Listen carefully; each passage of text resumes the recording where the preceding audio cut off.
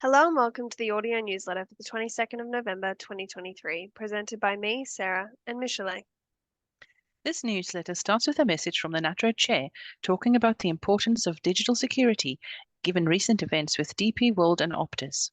The federal government is likely to toughen cybersecurity laws in 2024 to put more onus on companies to report all ransomware incidents, demands, or payments. If you think your own IT systems aren't a target for somebody somewhere, think again. There are penalties for not keeping customer data secure, and anybody can drop their guard and fall victim to a scammer.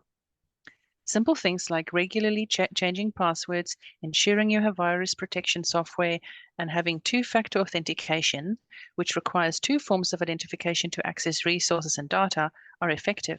Don't be the weakest link in the digital chainmail fence. If you're unsure of how or where to start, contact a NatRoad advisor. NatRoad has called on the Albanese government to create a $3.5 billion fund to assist our industry towards decarbonisation. The call comes in a white paper that we issued today, known as the Clean Transport Fund. It involves a mix of financing and direct incentives to drive the move towards alternate fuels like electricity, hydrogen, and low-emission trucks. The government would need to spend $3 billion over and above its existing $500 million driving the nation fund, which is focused on light vehicles, and a small number of demonstration projects for heavy vehicles. Our call for action comes hot on the heels of the announcement that we have joined the International Road Transport Union, IRU, the global body representing our industry around the world. This membership will give us added insights and access to heavy transport associations tackling similar issues to us. You'll find our white paper on the website and hear more about it and other things we are doing to assist us to meet the challenges of net zero in coming weeks. Long-awaited changes to unfair contracts took effect on the 9th of November 2023, and by now, members should have reviewed their own existing arrangements. A term in any contract to which the unfair contract terms regime applies will be deemed unfair if it causes a significant imbalance in the parties' rights and obligations, is not reasonably necessary to protect the legitimate interests of the party advantaged by the term, and would cause detriment, financial or otherwise, if relied upon. Whether a term is in breach will be considered on a case-by-case basis. If you regularly use standard form contracts, you should review them and possibly involve a lawyer. If someone asks you to sign a standard form contract that looks unfair, contact a NatRoad advisor or a lawyer. Law changes next month will make it an employer's positive duty to take reasonable and proportionate measures to eliminate unlawful sex discrimination and sexual harassment in the workplace. Are you ready?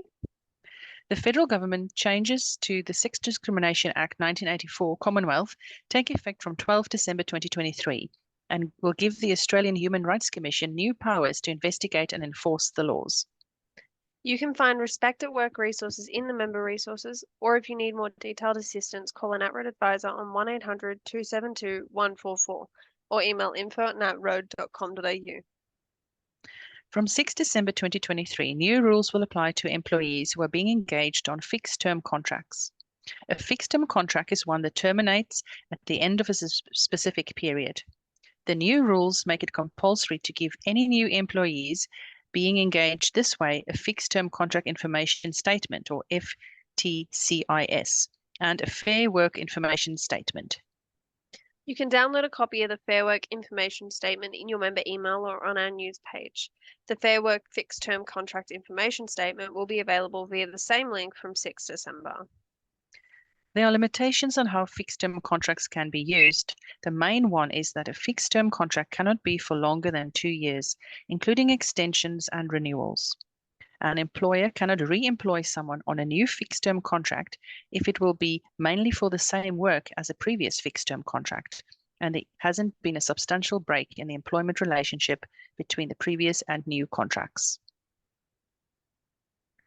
If you have any questions or queries regarding items discussed in this newsletter, please do not hesitate to contact us at 1-800-272-144 or email info@natroad.com.au.